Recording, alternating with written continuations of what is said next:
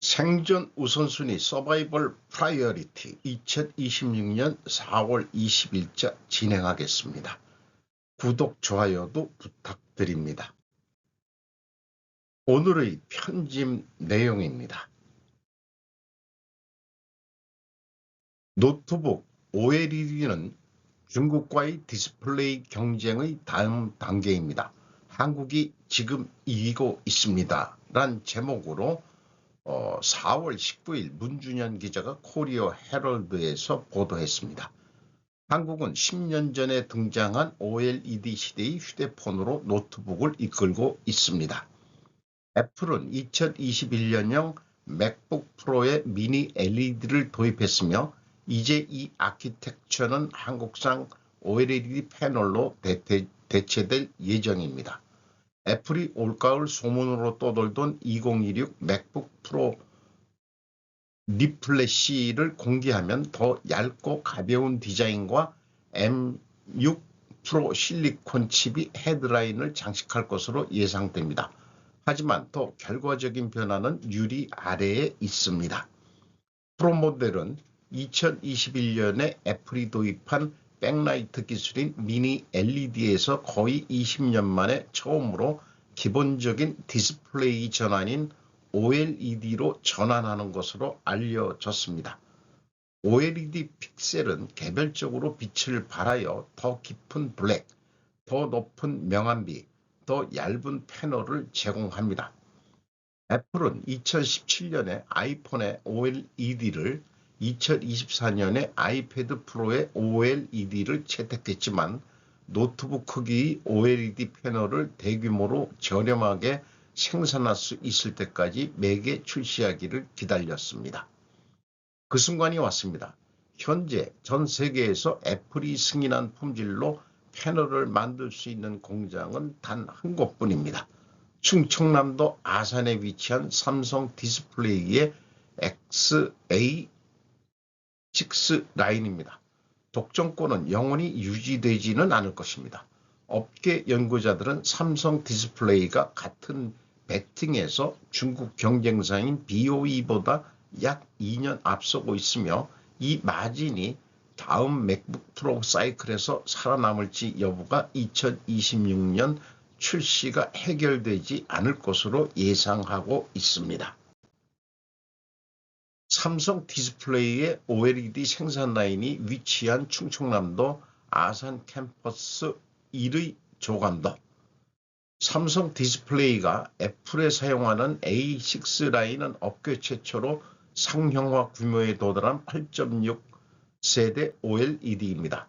업계 분석가들은 이 개발이 노트북의 게임 체인저가 될 수 있다고 말합니다. 경제학은 간단합니다. 8.6세대 시트는 스마트폰에 사용되는 6세대 라인의 2배 이상 크기로 작은 시트에서 더 효율적으로 자를 수 있는 작은 디스플레이를 갖추고 있습니다. 유리 시트가 클수록 시트당 더 많은 화면을 더 저렴하게 자를 수 있으며 이는 8.6세대 유리로의 도약이 마침내 노트북용 OLED를 저렴하게 만들 수 있게 되었다는 것을 의미합니다. OLED 공급망을 추적하는 UBI 리서치의 애널리스트 김준호는 맥북 프로 채택의 주역성이 단일 제품 주기를 넘어섰다고 말했습니다. 중국 패널 제조업체들은 지난 5년 동안 스마트폰 OLED를 따라잡았습니다. VOE는 현재 전 세계 스마트폰 OLED 출하량의 약 15%를 차지하고 있으며 작년에는 아이폰 17 프로용 패널을 잠시 공급했습니다. 노트북 패널은 5년 동안 하루에 8시간씩 작동합니다. 밝기, 색상, 균일성 및 전력 효율성을 유지하는 것은 스마트폰이 요구하는 것보다 훨씬 높은 엔지니어링 기준입니다. VOE 실적은 사건을 복잡하게 만듭니다. 2025년 말 아이폰 15, 16, 17 패널의 결함으로 인해 애플은 삼성 디스플레이와 LG 디스플레이의 주문을 다시 할당해야 했습니다. 이러한 이력은 애플이 노트북 패널에 대해 VOE를 평가하는 방식에 영향을 미칠 가능성이 높습니다. 맥북 프로로 시작하는 레이스. OLED는 성숙한 LCD와 같은 상품이 아니라 주문 제작 비즈니스입니다. 라고 이미의 한국수출입은행 선임연구원은 말했습니다. 2년은 종종 거의 동등하다고 오해받습니다. 절대 아닙니다. 중국이 보여주지 않는 것은 수익률, 신뢰성, 배송 등 프리미엄 고객이 요구하는 표준에 따른 전체 패키지입니다. 동시에 한국에 대한 위협은 품질에 맞는 중국에서 오는 것이 아니라 완전히 다른 전선에서 경쟁하는 중국에서 오는 것일 수 있다고 UBI 리서치의 김 대표는 경고했습니다. 한국의 진정한 위험은 애플을 잇는 것이 아닙니다라고 김 대표는 말했습니다. 삼성 디스플레이는 프리미엄 표준을 설정하기 위해 애플을 사용하고 더 많은 용량과 더 낮은 비용으로 VOE를 사용하게 아래 단계로 이동합니다. 이런 표현을 했네요. 아무나 할 수 있는 일 아니야. 이 대통령 4.19 기념식서 돌발 발언 시선 집중. 좀 독특한 제목입니다.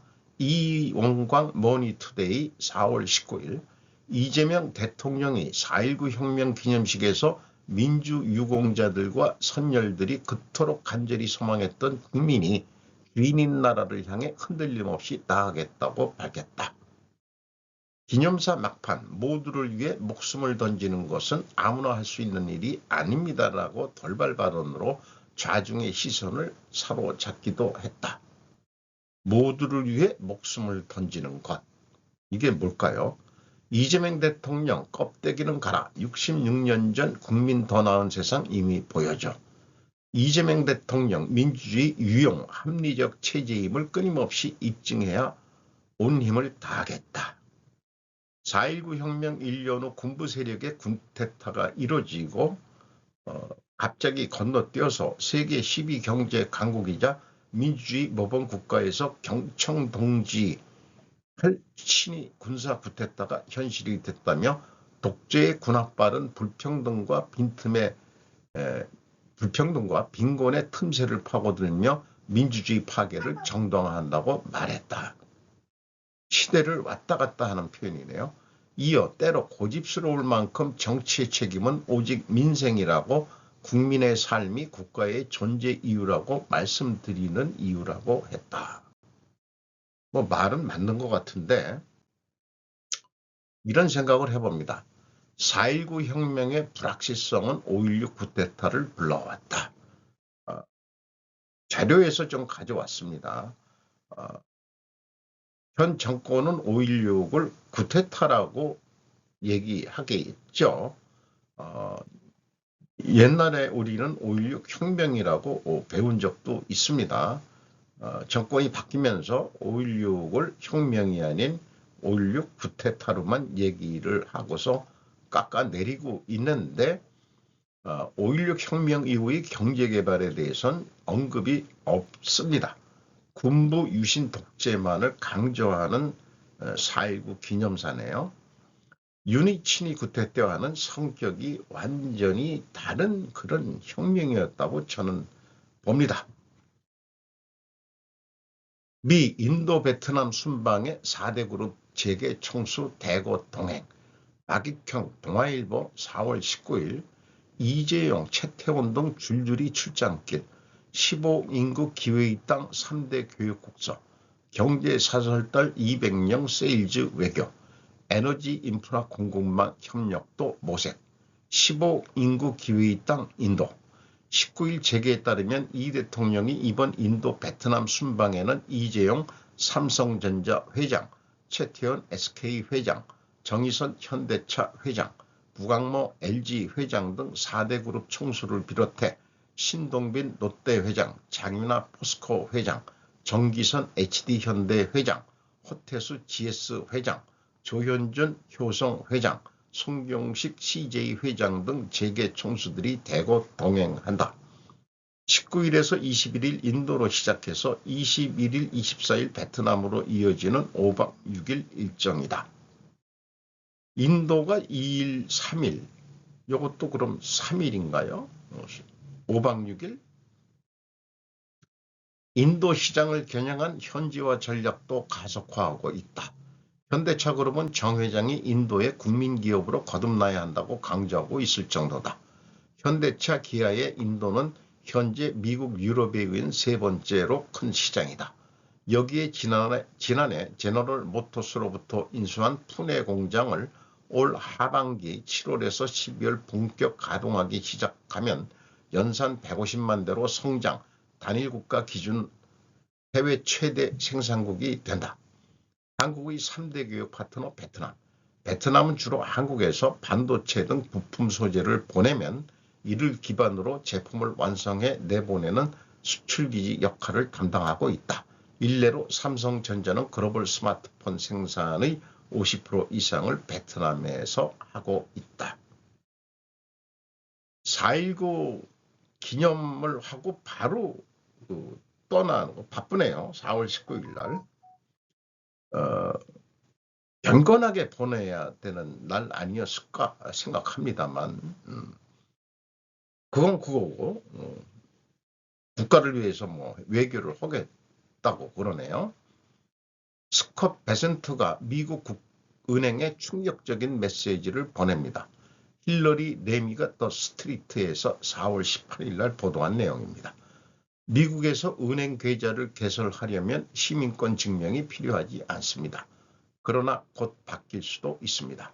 블룸버그에 따르면 스콧 베센트 재무장관은 4월 14일 은행이 고객으로부터 시민권 정보를 수집하도록 요구하는 행정명령이 진행 중이라고 확인했습니다.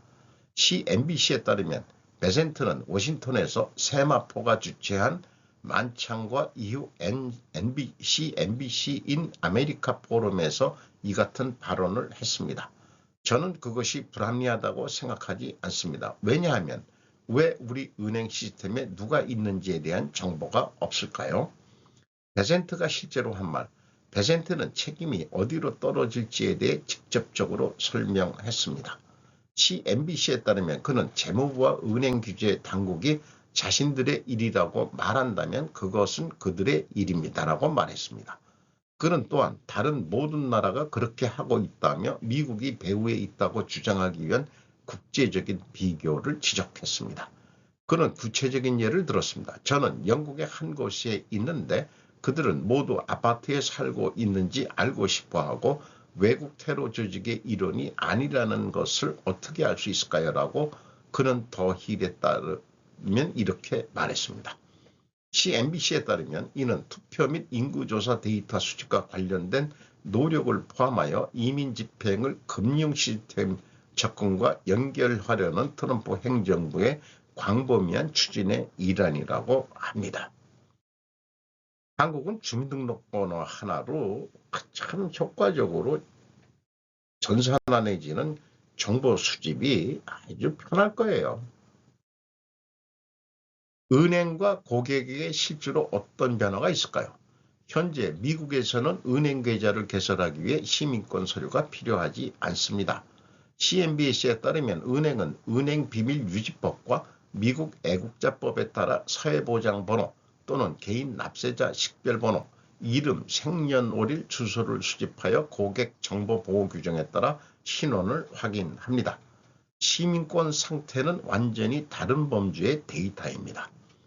범위 질문은 중요합니다. 인구 3억 4천만 명 이상의 국가에서 유통되는 미국 여권은 약 1억 8,300만 장에 불과합니다. 데일리 비스트에 따르면 이 명령이 기존 고객에게 소급 적용되면 은행은 신규 신청자뿐만 아니라 이미 계좌를 보유한 사람들로부터 시민권 증명을 받아야 합니다. 이것이 은행 운영에 미치는 영향. 금융기관들에게 이것은 단순한 정치적 헤드라인이 아닙니다. 잠재적인 규정 준수 점검입니다.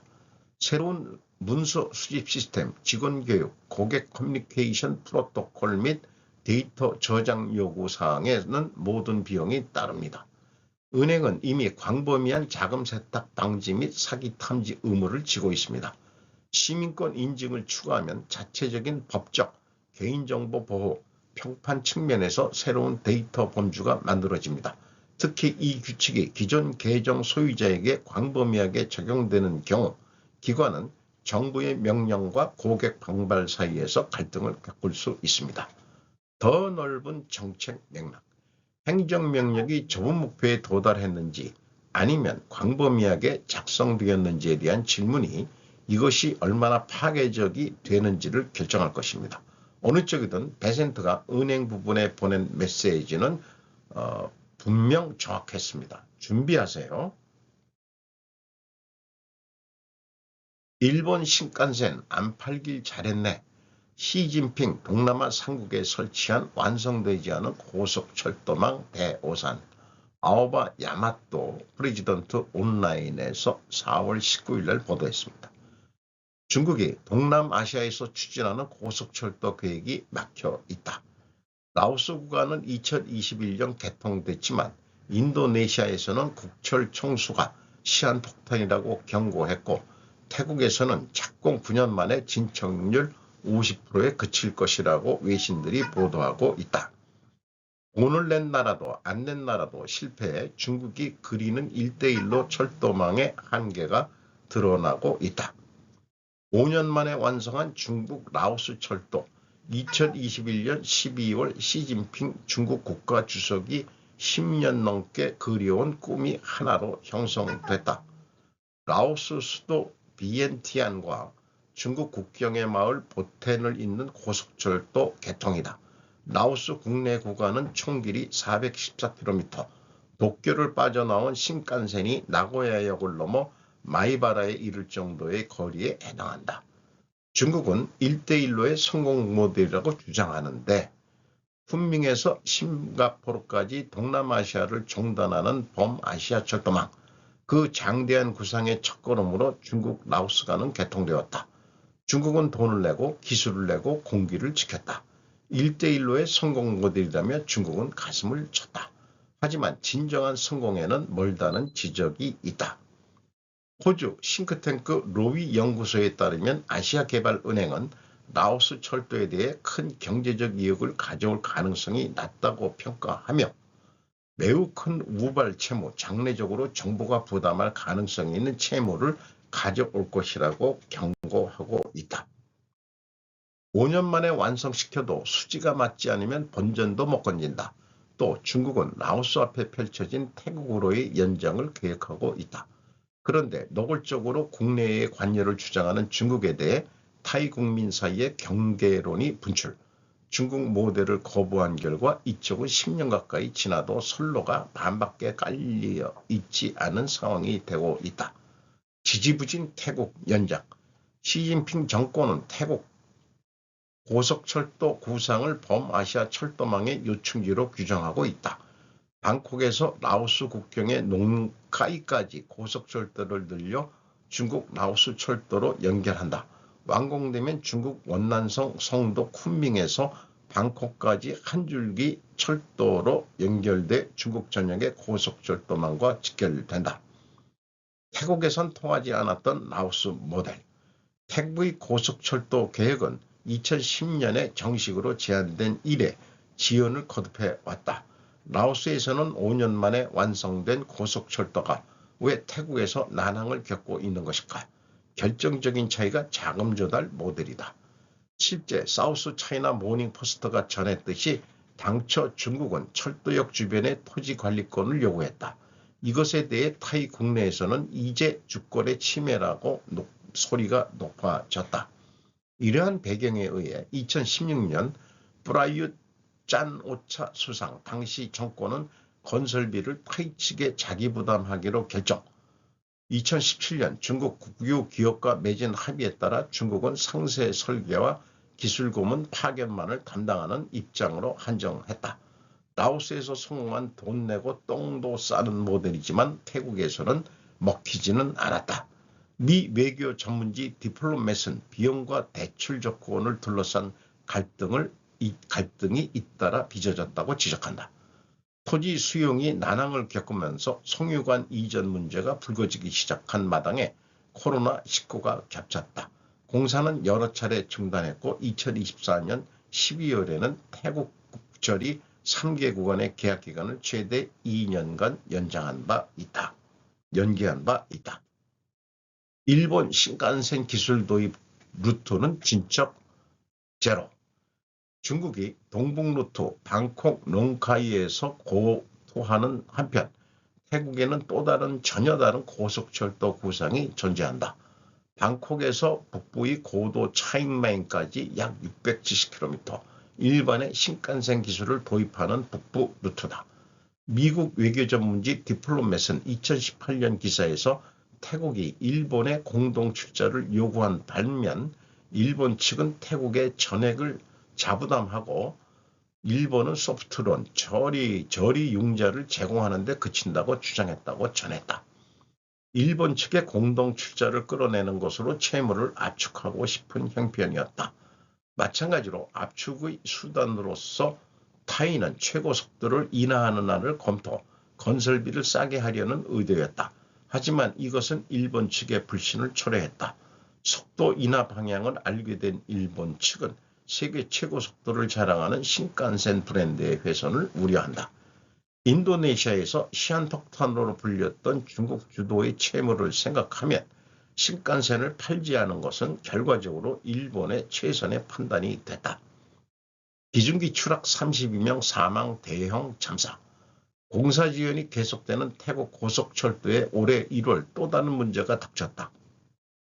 건설 현장에서 2건의 중대한 사고가 잇따라 발생, 중국 기업의 관여가 판명되면서 고속철도 프로젝트의 안전성에 의문부호가 붙었다.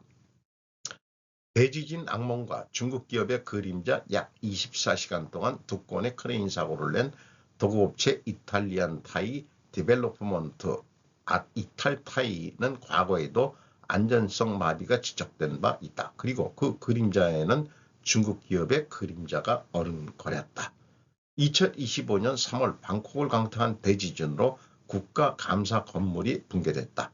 로스앤젤레스 타임스에 따르면 이타르 타이는 이 빌딩 건설을 공동으로 1차로 받은 업체 중 한 곳이었다. 서로 책임을 떠넘기는 중국과 태국. 철도 사고 이후 중국, 태국은 서로 책임을 떠넘기는 구도로 꼬였다. 철도 사고에 대해 중국은 마오닝 대변인이 애도를 표하기는 했는데 사고가 발생한 구간은 태국 기업이 건설을 맡고 있다며 암암리의 책임을 부인했다고 로스앤젤레스 타임즈는 전했다. 인도네시아가 증명한 또 하나의 실패. 중국의 1대1로 철도 외교는 태국 이외의 나라에서도 막혀있다. 태국과는 대조적으로 중국의 자금을 받아들인 인도네시아에서도 파탄의 길을 걸어가고 있다. 일본을 걷어찬 대가 인도네시아. 고속철이 이렇게까지 수렁에 빠진 배경으로는 일본 빼기가 있다. 일중 간의 입찰 경쟁을 실시하게 하는 형태로 유도했다. 일본으로부터 안건을 빼앗고 싶은 중국은 비장의 카드를 꺼냈다. 국가 재정을 일절 부담을 주지 않겠다는 보증이다. 하지만 중국이 약속한 국비 부담 제로의 전제는 허무하게 무너졌다. 신종 코로나로 인해 공기가 지연되고 자재 가격이 급등, 용지 취득비도 상정을 넘는 등 문제가 산적했다며 미 외교지 폴린 폴리시는 2025년의 기사에서 코스트가 당초 견적으로부터 약 20% 팽창했다고 보고하고 있다. 원래 이 사업에 이익을 낳을 전망은 있었는가 하고 국내에서도 의문이 분출하고 있다고 한다. 한계 맞은 어디에도 갈 수 없는 철도. 동남아시아에서 중국의 고속철도 외교는 3개 국가에서 3개의 실패를 거듭했다. 라오스에서는 중국이 돈을 내 5년 만에 선로를 깔았다. 하지만 아시아개발은행은 채산성을 부정해 거액의 우발 채무를 경고한다. 인도네시아에서는 중국 주도로 개업을 이르렀지만 CEO 스스로 시한폭탄이라고 불러 채무 재편을 재촉당하고 있다. 과도한 이용자 수 부풀리기로 사업 수립 계획하는 것은 일본에서도 있긴 있지 않았냐라는 좀 자신감 있는 그런 댓글이 있네요. 시골에 툭하면 거대한 역사가 댓글에 한국 퀄리티는 왜 나와? 이게 그 사람도 없고 비포장도로에 덩그러니 그 대형 역사가 만들어진 사진이고요. 1월 달에 이 크레인이 무너진 그런 사고입니다. 거액에 의한 투자인 이상 조금이라도 싸게는 알 수 있지만 중국 퀄리티, 한국 퀄리티는 이전부터 워낙 허술한 상태인 이상 이유를 알 수 있을 것이다. 여기에 한국 퀄리티가 왜 나오냐 댓글에 일본은 확실히 양국에 비하면 비쌀지 모르지만 안전, 정비성, 효율화 등 현지에 맞춘 계획에 의해서 그래도 친절한 가격일 텐데 말이다. 일본 꽤 비쌀지 모르지만 그래도 친절한 가격일 텐데 말이라고 일본의 독자는 자부심으로 이렇게 댓글을 붙였네요. 우리나라는 북한까지 저기 고속철도 그거를 우리가 놓고 테스트를 해보고 그게 나중에 블라디보스톡까지 연결되고 저 만주 하얼빈 이런 데까지 우리 철도폭으로 그렇게 하면은 참 좋을 것 같아요. 연습이 아니고 좀 실적이 올랐으면 좋겠네요. 그런 거하고 연결해서 자원제약이라고 제가 이름을 붙여봤습니다. 중국 의존의 대가, 지금 세계가 겪는 진짜 문제, 차이나 앤 언센서드 4월 19일 날 방송한 내용인데 중국이 도로를 놓으면서 무너진 그것을 보여주는 사진입니다. 대만 국민당 당수가 시진핑과의 대화가 평화로 가는 다리가 될 수 있다고 그런 거를 소개하면서 브릿지 투 피스인데 저는 브릿지라는 말을 좋아합니다. 가교라는 입장에서 브릿지 오브 피스 물음표를 좀 붙이며 중국과의 대화, 시와의 대화는 현실성, 면역성, 평가지표, 목표의 적합성 세 개의 기둥이 없는 게 중국과의 거래다라고 제가 좀 비판해 봅니다. 또 표현한 것은 중국이 안티모니 시장을 사실상 장악하고 있다. 미국 국경을 조금 넘어가면 캐나다에 엄청난 규모의 광산이 있다. 그런데 이 광산의 소유주는 중국 기업이었다. 2009년인데 이게 타이핑이 잘못됐습니다. 2,950만 달러에 샀다고 합니다. 공급망 다면화를 하는 과정에 갑자기 광산 조업 중단을 했답니다. 애를 먹이려고. 이게 중국 오모 집단공사로 되어 있네요. 민메탈즈 코퍼레이션이라고 되어 있습니다. 그러니 이런 거를 진행자도 비유하네요. 캐나다가 미국의 51번째 주. 이 한 가지 사례만으로도 캐나다는 미국의 51번째 주에 강제 편입해도 될 것이다. 미 대사관 한국경찰의 출국 금지 방시형 출국 허용해달라 요청. 유현진 문화일보 4월 19일. 주한 미국 대사관이 현재 출국이 금지된 하이브 의장의 미국 방문과 관련 경찰에 협조를 요청했다.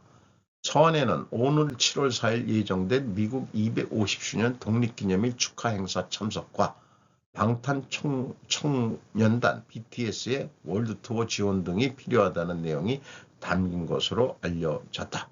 방 의장은 지난 2019년 하이브 상장 전 기존 주주로부터 주식을 매수하는 과정에서 상장을 준비하고 있었음에도 상장이 지연될 것처럼 기존 주주를 기망한 혐의를 받는다. 경찰은 앞서 방 의장을 5차례에 걸쳐 소환, 조사하고 막판 법리 검토 중이다. 조만간 신병 확보 계획, 송치 여부 등을 결정할 예정이라고 소개를 하고 있습니다. 하이브를 며칠 전 그래서 분석을 했는데 2025년도 매출액이 9,127억 원이고요. 영업이익은 343억을 냈대요. JYP보다 영업이익이 매우 낮기 때문에 계열사 쪽에 이익이 나는 부분을 자회사로 많이 자회사한 것 같습니다. 그렇게 느껴집니다. 좀 뭔가 꼼수를 쓰는 것도 없지는 않은 것 같다 그런 느낌도 있고요.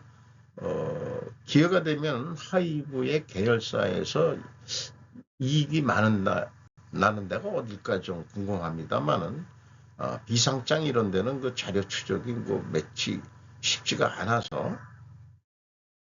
22년 만에 대만에 출월당한 한국 경제 재역전 어렵다. IMF의 경고. 어저께도 핸들링을 했습니다만은 조금 우리가 대만보다 앞서 나가자는 희망이 일반 국민이면 다 있을 것 같아서 한 번 더 취급을 해봅니다. 어떻게 하면은 대만보다 위에 설 수 있느냐. 이혁근 MBN 4월 19일 구윤철 부총리 겸 재정경제부 장관과 지난 17일 인터뷰한 내용은 외환시장도 굉장히 안정화되고 뭐가 안정화됐다는 건지 주식시장 코스피도 6천을 넘어가고 잘 관리한다면 글로벌 속에 한국을 만들 수 있고 거기에 AI가 축복. 하지만 국제통화기금 IMF의 생각은 달랐다. 토마스 헬브링 IMF 아시아태평양 부국장은 심각하면 국제유가가 2027년까지 높은 수준을 유지할 겁니다. 이는 분명히 한국 경제 상황을 바꿀 것입니다. 반도체뿐만 아니라 경제를 이끌고 갈 산업 포트폴리오를 다시 점검해야 한다는 지적이 나오고 강인수 숙명여대 경제학 교수와의 인터뷰 내용은 반도체는 반도체대로 열심히 하되 어느 한 섹션만 맡아서 하면 하청 공장 비슷하게 될 가능성이 많기 때문에 이런 견해를 소개하고 있고요. 대표 산업의 한류 이미지를 담아내는 전략적 선택이 필요한 때입니다. 가장 추상적인 얘기지만은 반도체 외에 조선 이런 것도 있습니다만은 2030년대 가면은 대만이 5만 6천 달러 소득인데 우리는 4만 6천 1만 달러 이상 격차가 벌어진다.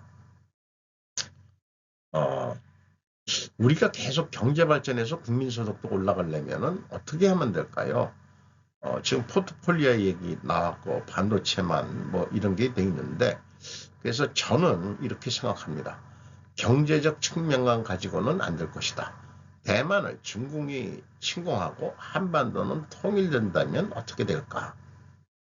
그런 생각을 좀 해보게 됩니다. 혼밥 혼술 2026년 서울 모 지역의 짜장면 잔치국수 얼큰우동 가격을 제가 그냥 참고적으로 작성해 봤는데 짜장면이 일반적으로 이제 7,000원입니다. 양도 좀 작죠. 5,000원 하는 것도 발견되었는데 거기를 한번 가봐야 될 것 같아요. 소주는 4,000원. 짜장면이 서민 음식 가격의 바로 밑이라고 저는 생각합니다. 짬뽕은 짜장면보다 1,000원이 이상 비싸죠. 잔치국수 7,000원 하는 6,000원 하는 것도 있습니다. 이런 것을 우리는 착한 가게로 명명할 수 있겠고 그런데 우동도 있는데 얼큰 우동이라고 9,000원을 받는 데를 봤어요. 가서 먹었는데 생뚱맞은 가격 양도 작고 소주는 또 5,000원이나 받아 먹고 망할 것 같은데 하는 생각인데 아직은 안 망하고 그냥 버티고 있긴 있더라고요. 손님이 거의 없더라고요. 양이 너무 작은데요. 그랬더니 그럼 곱빼기 드시죠. 그러면은 우동 한 그릇에 내가 10,000원 이것도 처음 가본 건데 이렇게 많이 비싸게 받을진 몰랐습니다. 어쨌든 물가들이 싸게 하는데 몇 군데는 억지로 찾아야 되고 일반적으로는 다 개나 소나 다 가격이 올라가지고 10,000원짜리 한 장도 저렴하게 먹는 이런 시대가 된 것 같습니다. 버리는 시원치 않고 그런 것 같습니다.